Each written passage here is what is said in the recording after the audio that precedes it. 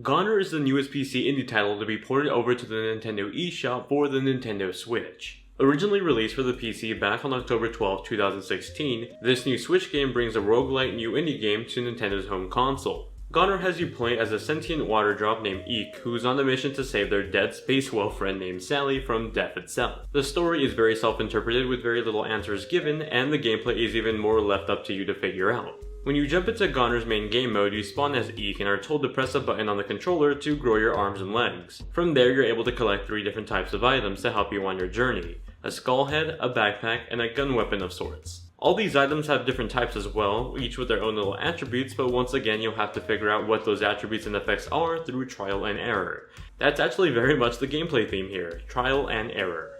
GoNNER is very much like The Binding of Isaac in terms of its gameplay, where everything is procedurally generated as you play a new game. However, there are dedicated theme worlds and you'll access them as you progress through the game and fight some bosses. There's even some secret rooms for you to find too. Now, you're going to die a lot in this game, and it's designed to be difficult, once again enforcing that trial and error theme I mentioned earlier. Luckily, when you die, you can either restart the dungeon or go to a hub where you can change up your combination of unlocked weapons. Using your gun weapon, you'll blast through the enemies filling up the dungeon rooms while also avoiding being touched by them and getting hurt. Your ammo is limited though, so when you run out of ammo, you can jump on enemies to destroy them too, or use your backpack ability. Ammo is pretty fair to come by though, and you'll usually see it spawn out of defeated enemies. Speaking of defeated enemies, sometimes they'll drop little glyphs, and they're these little purple icons that almost act like a currency. Collect a bunch of these that'll act as a continue if you die in a dungeon run and you want to continue playing.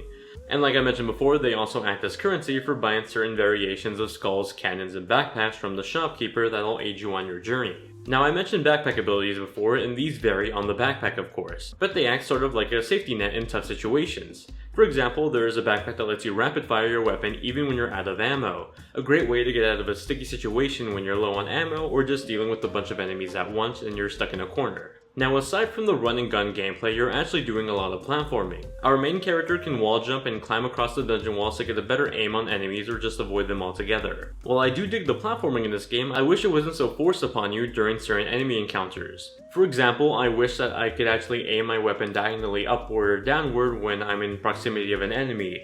Instead, I actually have to climb the opposite direction wall that's parallel to the enemy and shoot sideways because you can't aim up, down, or diagonal, only left and right. Usually this has me end up dying just trying to aim properly at an enemy that wasn't adjacent to me in the first place. Now, aside from the main game mode, there is a daily challenge mode. This gives you a new dungeon a day that challenges you to get as far as you can while getting the highest score possible. There's actually a leaderboard that's tied into this mechanic that's still being worked on and isn't available at the time of reviewing this game. That's kind of a big bummer though, because the game truly welcomes speedrunners and high score enthusiasts, but is missing the leaderboard system at the start of the game.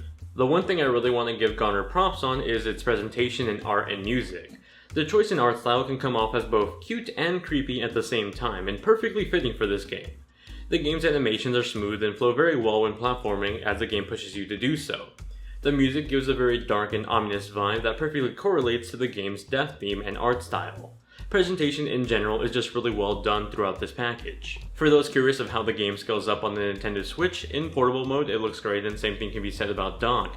Music plays out great, and there's even some use of the HD rumble with the Nintendo Joy-Cons if you decide to play with them. Anyone looking for differentiating or advanced features on the Nintendo Switch version will be out of luck, but you pretty much aren't losing any of the content with the PC version on this port. Now, while I think GoNNER can be fun at times, I definitely don't think it's for everyone. There's definitely a level of challenge there that could lead to frustration to more casual players out there who just stumble upon this game on the Nintendo eShop and based on the screenshots think this is just a very chill fun platformer, and it's definitely not that. It's very challenging. I also feel like there's a lack of content here just because even though the gameplay is challenging, once you learn and adapt to it, you can quickly beat this game and it becomes more of a repetitive grind with just random dungeons loaded in. GoNNER is available today on the Nintendo eShop for $10, and if you do fit that speedrunner or very challenging gameplay crowd, this game was essentially developed for you. But if you don't enjoy these types of games that are challenging and can be frustrating at times through its replays and speedruns, very much sort of like The Binding of Isaac at times, I'd either recommend you avoid this game or just wait for a price drop. Anyone else, I welcome you to try it out. Thank you all very much for watching this review. If you enjoyed it, let me know by smashing that like button, get yourself subscribed for more content just like this, and if you have any questions about the game that I may have missed in the review, feel free to ask me on Twitter, Instagram, or in the comment section down below, and I'll do my best to answer your question. I'm also going to be at Anime Expo this coming weekend, so if you're in the area and you see me, be sure to say hi. Thank you all very much for watching, hope you guys have a great day, and I'll see you all in the next one.